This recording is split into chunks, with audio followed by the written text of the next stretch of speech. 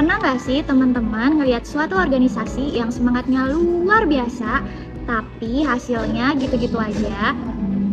Mungkin bukan karena orangnya, tapi karena pengetahuan di dalamnya nggak pernah dikelola, disimpan, apalagi diwariskan.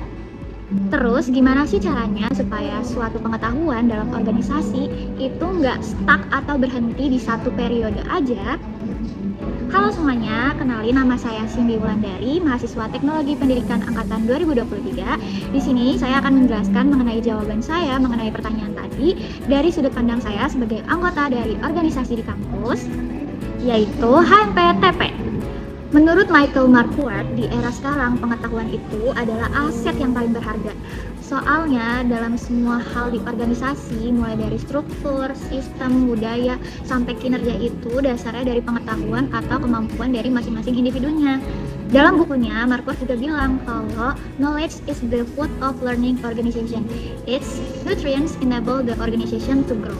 Jadi kalau diibaratkan nih, pengetahuan itu sebagai gizi. Nah, organisasi bisa dikatakan sebagai organisasi belajar kalau misalkan mereka itu mampu menjaga aliran nutrisi tersebut, sebagaimana pengetahuan itu bisa dikelola, dijaga, disimpan, dan bisa dimanfaatkan kembali. Lalu, menurut Marquardt, pengetahuan itu punya siklusnya sendiri yang terus berputar dalam suatu organisasi. Nah, siklus ini terdiri dari 6 aspek dalam knowledge management itu sendiri. Yuk, kita bahas satu persatu. Waktu pertama kali aku jadi koordinator dalam divisi public relation, rasanya tuh campur aduk banget. Mulai dari senang, tapi juga bingung harus gimana. Sampai akhirnya aku dapat pengarahan, tiap koordinator itu harus melakukan anjang sana dengan kakak senior atau mantan koordinator sebelumnya. Nah, dari hasil anjang sana tersebut, aku dapetin banyak insight yang baru. Mulai dari bagaimana menjalin kerja sama media partner, bagaimana mengatur publikasi, sampai gimana sih caranya ngelola tim berdasarkan pengalaman dari kakak-kakak koordinator di periode sebelumnya. Situasi dan kondisinya pasti berbeda antara periodeku dengan periode sebelumnya, makanya aku nggak bisa asal copy paste apapun dari hasil anjang sana tersebut. Dari situ aku harus saring lagi, aku filter lagi, terus juga dari situ mulai deh muncul inovasi atau ide-ide baru yang aku sesuaikan dengan kebutuhan di periodeku. Nah, setelah melakukan anjang sana, aku juga diberikan arahan bahwasannya setiap hasil anjang sana itu harus disimpan dalam suatu platform yang namanya Google Drive, supaya bisa diakses kapanpun dan dimanapun. Nah, akhirnya di situ aku bikin folder khusus untuk public relation sendiri, di mana isinya adalah hasil anjang sana dan juga evaluasi dari periode sebelumnya. Nah, selain itu, aku juga menambahkan folder khusus yang isinya adalah panduan tugas dan juga alur kerja dari setiap staf di divisi tersebut. Jadi, semua aktivitas divisi itu bisa dipantau dalam Google Drive tersebut.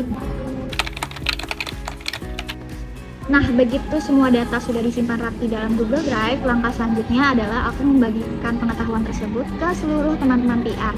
Awalnya, aku tuh melakukan briefing bersama teman-teman PR untuk menjelaskan dasar-dasar dari PR itu seperti apa, tugasnya ngapain aja, tanggung jawab masing-masing seperti apa, sampai aku juga menjelaskan kalau Google Drive ini digunakan sebagai pegangan utama dari divisi PR itu sendiri. Nah, setelah itu teman-teman PR langsung menjalankan tugasnya masing-masing. Kalau misalkan mereka ada ide ataupun kendala, mereka dan kita sama-sama bisa bahas bareng di grup WhatsApp. Nah, hal ini bertujuan supaya pengetahuan itu bisa terus mengalir secara responsif, terbuka, dan juga dinamis. Tentu saja proses di atas belum berjalan secara sempurna karena masih ada beberapa miss di sana-sini, terutama soal pemerataan informasi dan juga konsistensi dokumentasi. Tapi yang paling penting, budaya anjang sana ini masih tetap terus terjaga. Artinya HMPTP ini masih mencerminkan bahwa setiap periode itu bukan berarti cuma ganti anggotanya saja, tapi juga pentingnya menjaga kesinambungan pengetahuan. Selama proses itu jalan, organisasi nggak akan stuck di satu tempat. Setiap periode cukup lanjutin dan kembangin pengetahuan yang sudah ada, bukan mulai semuanya dari nol. Itulah inti dari knowledge management itu sendiri. Gimana caranya organisasi bisa terus belajar, berkembang, dan juga maju karena pengetahuan di dalamnya tetap hidup dan terus digunakan.